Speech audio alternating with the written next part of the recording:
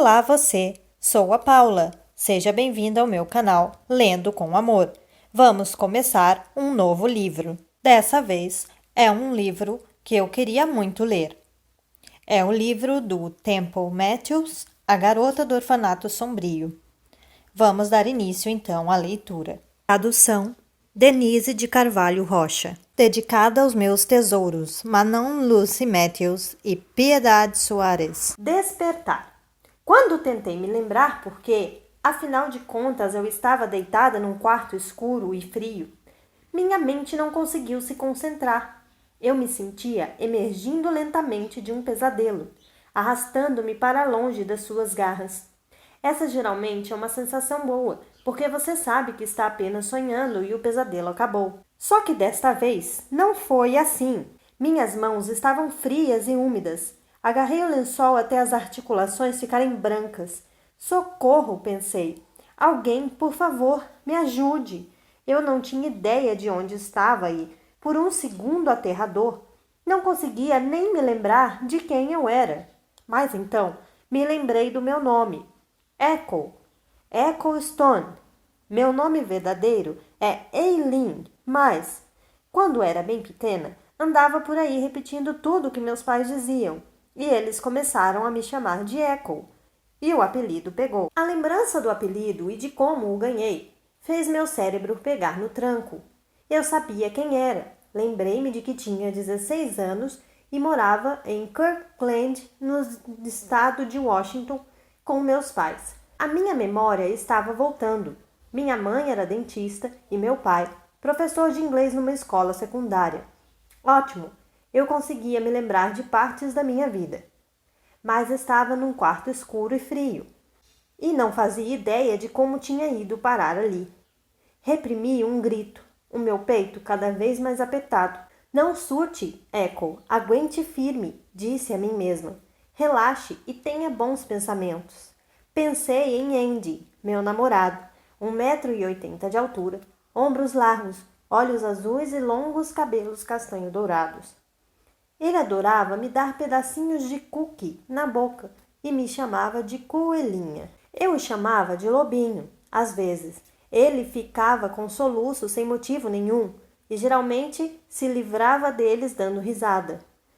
Pensar em Andy logo me aqueceu por dentro, mesmo que o quarto estivesse congelando. Onde eu estava? Eu tremia e ao mesmo tempo estava encharcada de suor, a pele pegajosa. Minha mão voou para o pescoço, à procura da corrente com a medalhinha do meu leal São Cristóvão.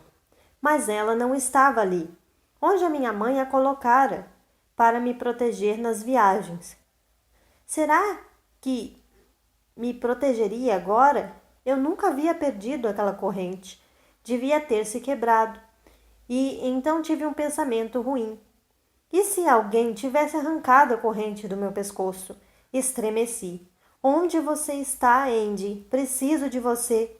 Abri os olhos ao máximo. Estava escuro, feito breu. Meu coração, batendo, era prova de que aquilo não era um pesadelo. Era real.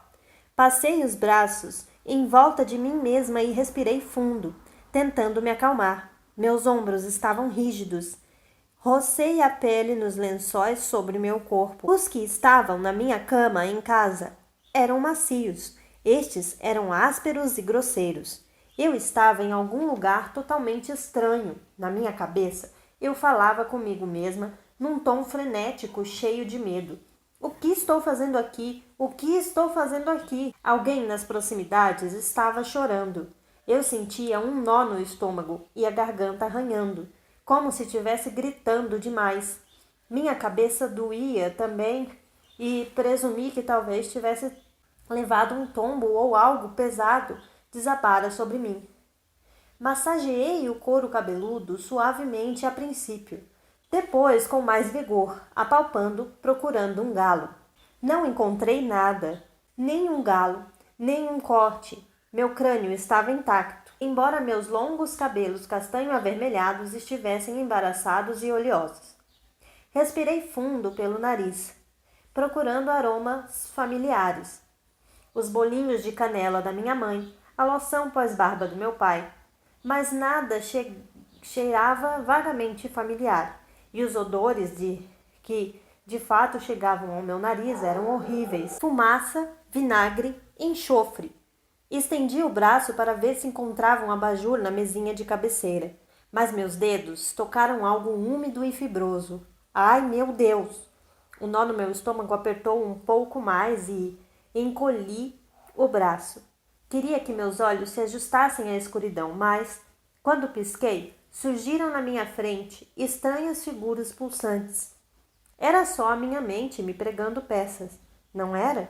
Respirei fundo, 5 vezes, pelo nariz, e soltei o ar devagar, como a minha avó Tilly tinha me ensinado anos antes. Mas 5 inspirações não foram suficientes.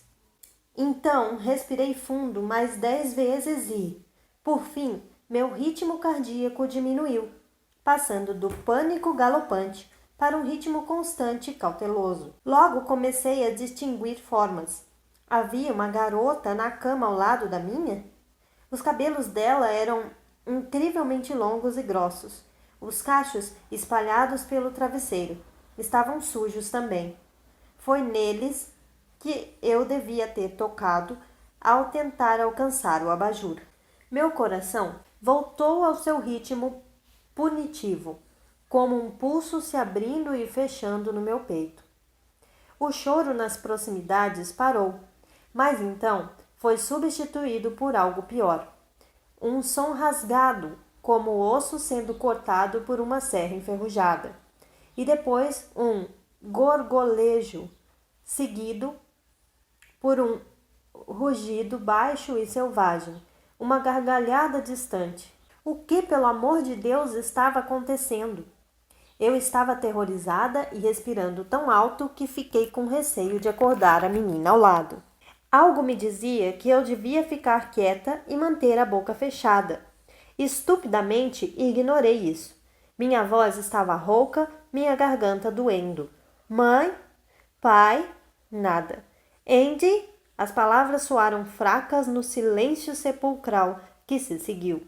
Apurei os ouvidos para tentar distinguir o ruído reconfortante dos passos dos meus pais. Mas o que chegou até mim foram mais ruídos cruéis, flutuando na escuridão. Ouvi um relógio distante, tic-taqueando e um gemido estranho, depois uma tosse. Mas não era a tosse da minha mãe ou do meu pai. Era uma tosse de criança, uma garota, presumi. Queria desesperadamente que isso fosse um pesadelo, então fechei os olhos e tentei voltar a dormir. Mas os sons terríveis continuaram. O choro suave, quase melódico, a tosse rítmica e persistente, os gritos lamentosos e os ruídos metálicos. A água corrente. Não conseguia entender. Abri os olhos novamente. Papai? Um eco na escuridão, distante, fantasmagórico, sarcástico. Papai? Papai? Papai? Senti algo na minha cama. Os pelos do meu pescoço se arrepiaram.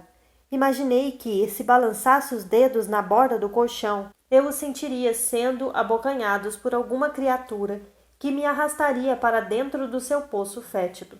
Segurei a respiração e fiquei ouvindo. E estava lá. Havia alguém, ou alguma coisa, respirando embaixo de mim.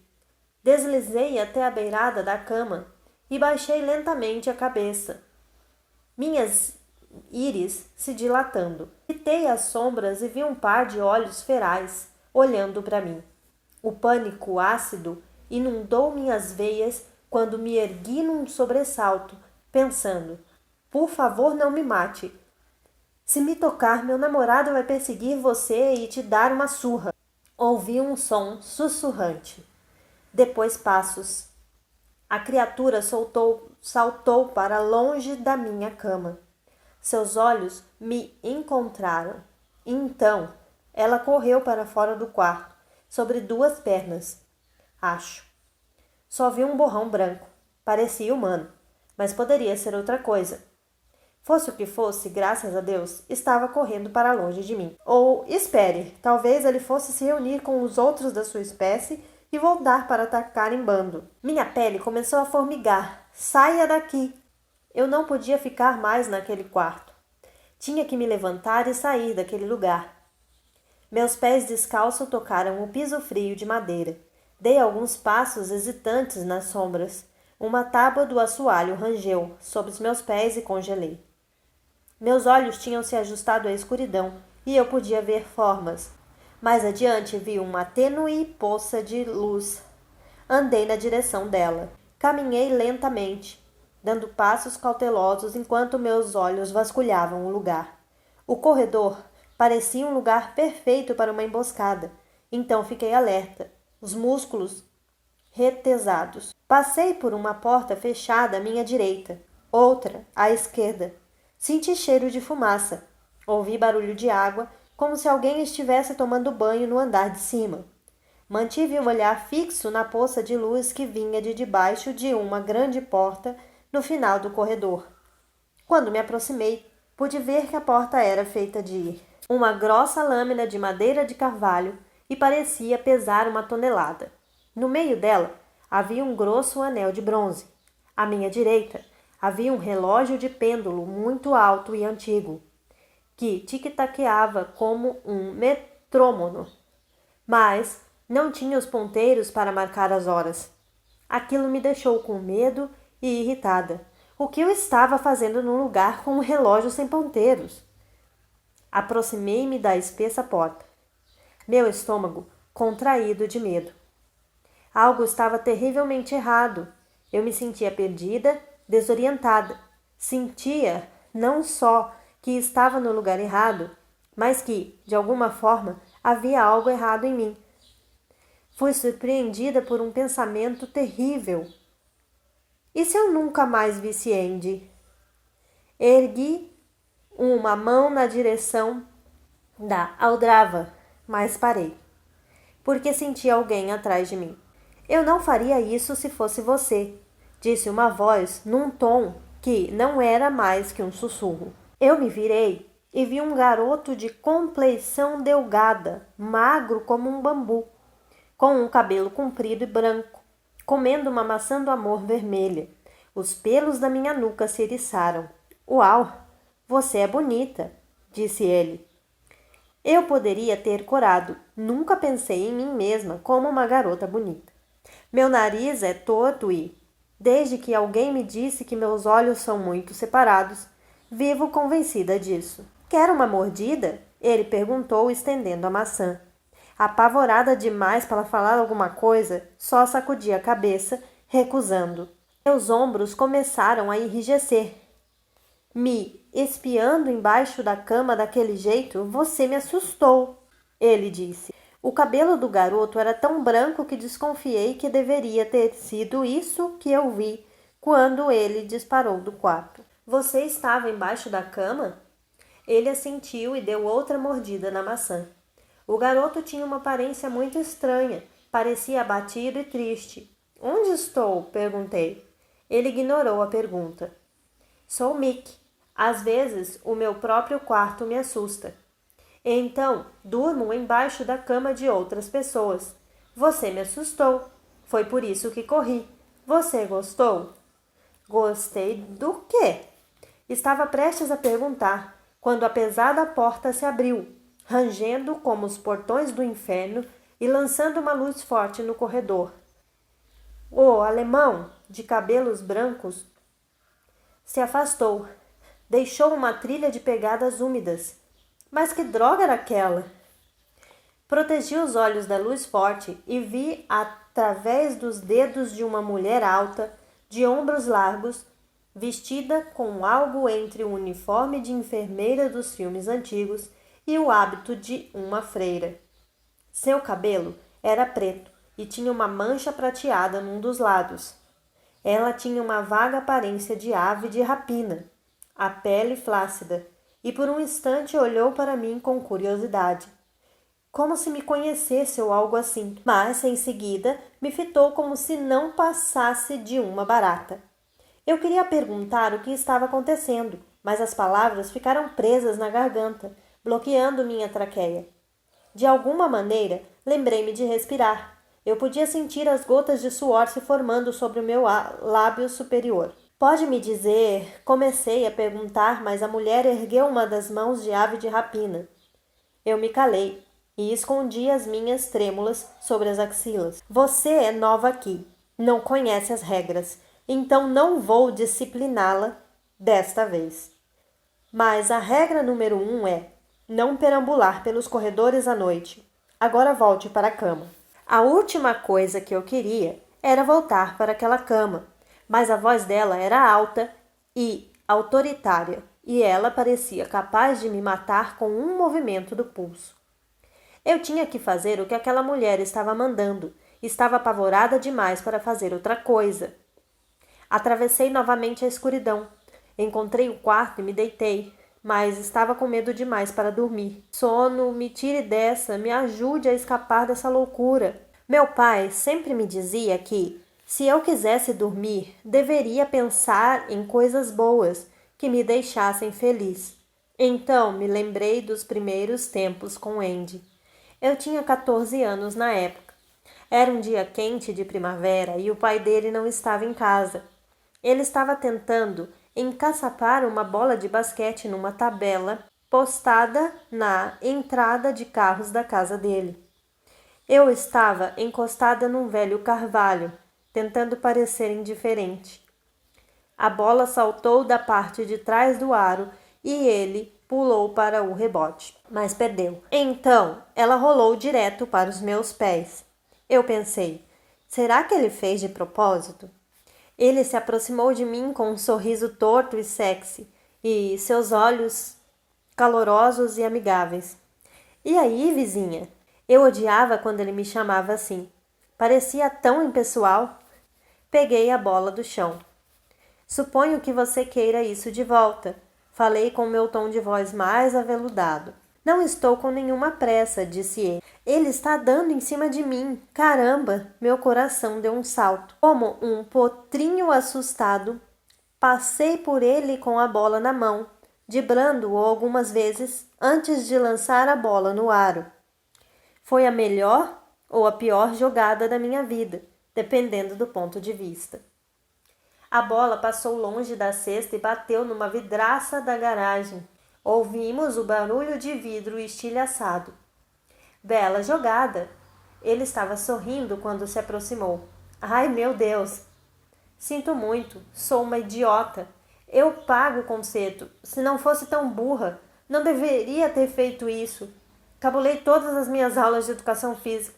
Tenho um cérebro de lagartixa e... Ele me pegou nos braços. O que estava acontecendo ali? Isso mesmo. Ele simplesmente me beijou na boca. Um tremor sacudiu o chão, ou pelo menos foi o que me pareceu. Quando ele parou de me beijar, estava sorrindo de novo. Funcionou? Disse ele. O que funcionou? Eu te beijar. Funcionou por quê? Consegui fazer você parar de falar, disse ele. Fiquei chocada, indignada, perplexa e boquiaberta. Ele me beijou de novo, provavelmente para me calar outra vez. Quando o segundo beijo terminou, ele sorriu e tocou minha bochecha. Eu estava brincando quanto a fazer você parar de falar, disse ele. Gosto do som da sua voz. Obrigada, murmurei. Você beija bem, disse ele. Onde aprendeu a beijar assim? Com você, acho. Agora. Eu estava falando a verdade. Até esse dia, a grande maioria dos meus beijos tinha sido em cachorros e bichos de pelúcia. Esse era um novo território. Não se preocupe com a vidraça, disse ele. Depois ele pegou a bola de basquete e começou a batê-la no chão. Temos que fazer isso outras vezes, disse ele. Eu não quero quebrar outra vidraça. Eu estava falando dos beijos. Recordar esse dia com Andy surtiu efeito. Relaxei.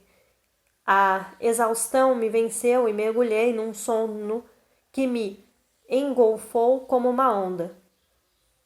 Meu último pensamento consciente foi o de estar feliz por ter caído no sono, porque mal podia esperar que aquele pesadelo insano acabasse. Água. Tive sonhos horríveis. Estava sendo perseguida por formas indistintas na escuridão. Então parei e fui tomada por uma sensação estranha. Uma onda lenta e quente começou a avançar pela minha mão e rapidamente se espalhou pelo meu estômago. O sonho mudou. Eu estava correndo para o banheiro e, claro, a droga da porta estava trancada. Então, ouvi um clique e ela se abriu, mas não era mais um banheiro. Era uma arena com um assoalho branco que se estendia até o infinito. Eu me virei e corri até não aguentar mais. Então senti um calor entre as pernas e os lençóis molhados. Abri os olhos e vi uma dezena de adolescentes espremidos no meu pequeno quarto, olhando para mim como se eu fosse um rato de laboratório. Ninguém ria ou falava, apenas me olhava com olhos frios. Era apavorante. O alemão, o garoto magricela de cabelo branco da noite anterior, segurava uma tigela de água morna e, dentro dela, estava mergulhada a minha mão esquerda. Ok, então agora eu sabia com certeza que o velho truque da mão na água morna realmente funcionava. Pulei de susto e gritei com toda a força dos meus pulmões. Fora daqui todos vocês! Ninguém se mexeu. Mas aí uma garota gordinha soltou um grunhido e eles simplesmente saíram do quarto, enquanto a tigela com água caía no chão com um estardalhaço. O alemão devia ter se molhado porque, assim como na noite anterior, ele deixou pegadas úmidas atrás de si. Fiquei sentada por um instante sobre a mancha úmida do meu próprio xixi, totalmente humilhada. A menina de cabelos compridos não estava mais na cama. Eu estava sozinha. Depois de ter caído na armadilha daquele grupo de adolescentes cretinos e molhado as calças, perfeito, ótimo. Olhei em volta para ver se eu achava meu celular e conseguia ligar para Andy ou meus pais. Não vi telefone nenhum. Também não havia TV ou computador no quarto. A mulher alta, com cara de pássaro, apareceu na porta com um olhar zangado. Você não é crescidinha demais para molhar a cama? Eu não tive... Comecei a protestar, mas aparentemente ela não deixava ninguém terminar uma frase. Como você vai ter que lavar seus lençóis e suas roupas, vou deixá-la responsável pelo serviço de lavanderia. Todos os quartos têm um cesto de vime. A lavanderia fica no porão. Ela apontou para o corredor. Eu estava olhando para ela, mas seus olhos ficavam se desviando a todo instante, como se fosse tão feia que ela não conseguisse me fitar por muito tempo. Nota da página 18. O autor se refere à brincadeira comum nos Estados Unidos de mergulhar a mão de uma pessoa adormecida na água morna na tentativa de induzi-la a urinar na cama. NT. No final do corredor, descendo as escadas, você vai encontrar. Olhei para minhas calças e lençóis molhados. Que desgosto! Quando voltei a olhar para a porta, ela já tinha desaparecido. Afastou-se rápido, como se não visse a hora de ficar longe de mim.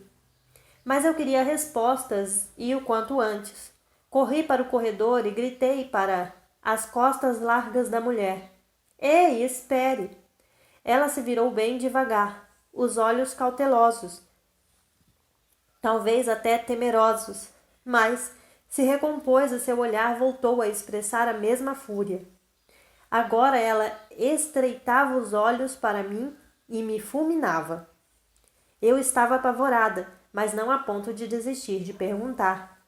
Onde estou e como faço para sair daqui? Quero saber agora. Pisquei e, de repente, ela estava a um palmo do meu nariz, com as veias do pescoço pulsando, grande e forte o bastante para arrancar a minha cabeça. Ela parecia querer fazer justamente isso. Você não está em condições de dar nenhuma ordem aqui. Você agora é moradora da casa do meio.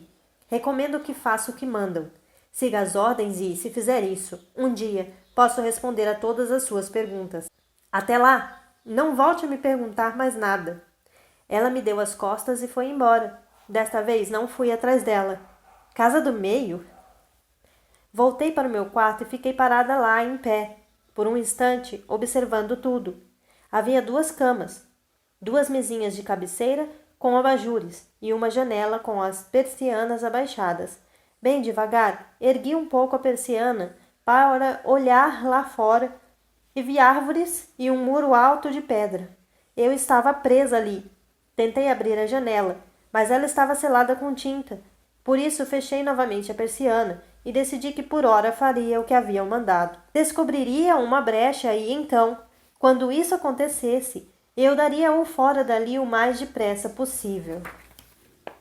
Irritada, arranquei os lençóis e as cobertas do colchão velho e cheio de calombos. Alguém tinha deixado calças de pijama de algodão bege dobradas sobre a cadeira ao lado da minha cama. Tirei as minhas calças molhadas e vesti o pijama seco.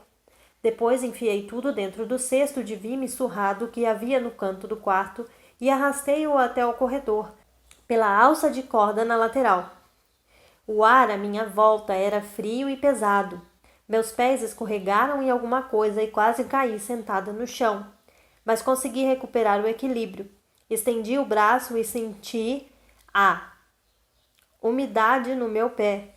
Sangue. Não meu, mas definitivamente era sangue. Estavam tentando me assustar e tinham conseguido, pois eu senti o nó no estômago, minha pele estava fria e meu coração batia na boca. Peguei o cesto e arrastei-o pelo corredor. Com a minha visão periférica, podia ver alguns adolescentes me espiando dos quartos escuros. O branco dos olhos brilhantes me causando arrepios. Meu lábio inferior tremia, mas eu estava determinada a não chorar. Cerrei os dentes e continuei arrastando o cesto pelo corredor. O primeiro quarto em que entrei era como o meu, com 2 camas de solteiro. Os lençóis e cobertores tinham sido retirados dos colchões velhos. O cesto de roupa suja no canto estava transbordando de roupas de cama, camisas, calças e roupas de baixo usadas. Comecei a pegar a roupa e parei de repente. Pânico percorreu a minha espinha. Havia um dedo na pilha de roupa. Respirei fundo. Eles estavam zoando comigo outra vez, assim como tinham feito com o sangue. Muito engraçado. Vocês podem aparecer agora, eu disse. Nada. Encostei no dedo com a ponta da unha, mas ele não se mexeu. Estava acinzentado. Ah, caramba! Sem conseguir me conter, toquei nele. Não era apenas um dedo, era quase uma mão inteira. E estava fria. Estremecendo, peguei a mão pelo dedo e tirei-a do cesto. Uma massa sangrenta. Soltei um grito e atirei-a do outro lado do quarto, onde ela quicou na parede. Meu estômago revirou até que olhei mais atentamente e vi que era só uma mão de borracha idiota. Outra gracinha dos adolescentes. Que maravilha! Bem-vinda ao manicômio, balancei a cabeça. Já estava farta daquela loucura toda. Decidi que não ia mais deixar que me fizessem de palhaça. Eu levaria aquela droga de roupa para a lavanderia e, enquanto isso, descobriria um jeito de sair dali. Se não conseguisse encontrar a saída, teria uma boa conversa com aquela varapau e descobriria que raios era aquela casa do meio. Não parava de pensar em tudo o que poderia ter me levado a ir parar naquele lugar. Pensei em desastres naturais, inundações ou terremotos, talvez. Deveria ter batido a cabeça e me perdido numa tempestade e chegado inconsciente àquele lugar. Jesus! Vi outra mão numa cesta de roupa suja. Agarrei-a com raiva, pronta para atirá-la, também do outro lado do quarto, mas dessa vez ela me agarrou. Soltei um grito e pulei para trás, caindo sentada no chão, quando um garoto atarracado rastejou para fora do cesto. Ele tinha uma cabeça grande e era careca. Seu pescoço era grosso e tinha cicatrizes na diagonal, espalhadas pelo crânio todo, parecendo zíperes. Agora os adolescentes estavam me olhando do corredor, com os olhos arregalados, os rostos sinistros e sem expressão. Novata babaca, murmurou uma garota. Fiquei sentada em silêncio por alguns segundos até minha pulsação acelerada voltar ao normal. Então me levantei e peguei a roupa suja do cesto. O que mais eu podia fazer? Obviamente estava naquele lugar por alguma razão. E, por ora, seguir as regras parecia a melhor estratégia. Que aqueles pestinhas continuassem com suas piadinhas sem graça. Continuei seguindo aos trancos e barrancos pelo corredor e arrastando os cestos pela alça. Minhas costas estavam me matando. Cheguei ao final do corredor e levei a minha carga fedorenta escada abaixo. No trajeto, ouvi barulhos, como se as paredes estivessem cheias de ratos correndo de um lado para o outro. Ouvi uivos e gemidos também, mas ignorei tudo, jurando sair daquele lugar assim que fosse possível. Não vi a hora de fazer algo normal, como andar de bicicleta ou caminhar no parque com Andy. Esperava que ele estivesse bem. Se eu tinha ido parar ali, onde ele estaria? A lavanderia tinha uma única lâmpada sem lustre e tão fraca que a escuridão continuava a envolver uma enorme caldeira velha, que gemia e chiava como um animal moribundo. As paredes de concreto estavam úmidas e havia uma janela, fechada com barras, na parede mais distante. Nem me dei ao trabalho de tentar abri-la. Encontrei o sabão em pó e abasteci as máquinas de lavar antigas e cheias de ferrugem. Lembrei-me de todas as vezes em que eu tinha praguejado e me queixado a minha mãe por ter que ajudá-la com a roupa suja. Agora eu faria isso com o maior prazer, durante um dia inteiro, se ao menos pudesse estar com ela. Liguei a primeira máquina, mas nada aconteceu. Chutei a infeliz. Sempre vale a pena tentar. Mas assim que meu pé descalço atingiu a lateral da máquina, alguém gritou. Mais novidades. Tudo o que eu precisava. Uma cabeça surgiu atrás da lavadora. Era um garoto, da minha idade, com os cabelos castanhos caindo sobre os olhos. Quando ele afastou as mechas, vi que era bonito. Tinha olhos cor de avelã, belos e calorosos, e uma boca bem atraente, mas ela estava contraída num sorrisinho que ele provavelmente achava sexy, mas me lembrava o insuportável husky siberiano do meu vizinho, que havia abocanhado a minha perna uma vez. Suponho que todos vocês aqui se achem muito espertos, eu disse, mas, na verdade, não estão me assustando, estão apenas me irritando. Ele retraiu a cabeça como se tivesse acabado de lhe dar uma bofetada. Eu não estava tentando assustar você. Estou tentando consertar o plugue. É por isso que a máquina que você está vandalizando não ligou. Ele ergueu o plugue que tinha consertado com fita isolante e o encaixou na tomada. Experimente agora, mas de preferência sem chutes. Apertei o botão de ligar e o motor da máquina começou a roncar, obediente. Supus que devia agradecê-lo, mas não estava com disposição para agradecer ninguém. Você sempre anda por aí chutando as coisas que não cooperam? Ele perguntou, afastando as mechas dos olhos novamente. Quem liga para o que eu faço? Respondeu a senhorita petulante sem o mínimo tato. Suponho que essa seja a pergunta da vez agora, não é? Não, a pergunta da vez é onde estou. Você não sabe? Se soubesse, estaria perguntando? Ele sorriu. Isso me irritou mais ainda. Eu estava prestes a lhe dizer o quanto quando ele respondeu a minha pergunta. Você está na casa do meio. Casa o quê? Ele me olhou como se eu fosse uma idiota. Casa do meio. É um orfanato. E como é que eu vim parar aqui? Ele me fitou por um longo tempo, apertando os olhos como se fosse míope e quisesse enxergar algo à distância. Cada um de nós chegou à casa do meio de um jeito diferente. Bem, muito obrigada pela resposta absolutamente vaga e misteriosa. Aí é que está. Eu não pertenço a esse lugar. Não sou órfã. Meus pais estão vivos e muito bem. Obrigada. Ele olhou para mim de um jeito pensativo e parecia prestes a falar alguma coisa quando uma campainha tocou. Café da manhã, disse, já começando a subir as escadas para fora do porão, 2 degraus por vez. Eu queria respostas, mas por acaso também estava com fome. Com muita fome, na verdade. Eu tinha 2 opções. Eu poderia ficar naquela lavanderia úmida e mal cheirosa, assistindo às roupas sendo lavadas dentro das máquinas, ou poderia seguir os olhos de avelã até o andar de cima. Subi os degraus e segui o cheiro de bacon frito do outro lado das portas duplas.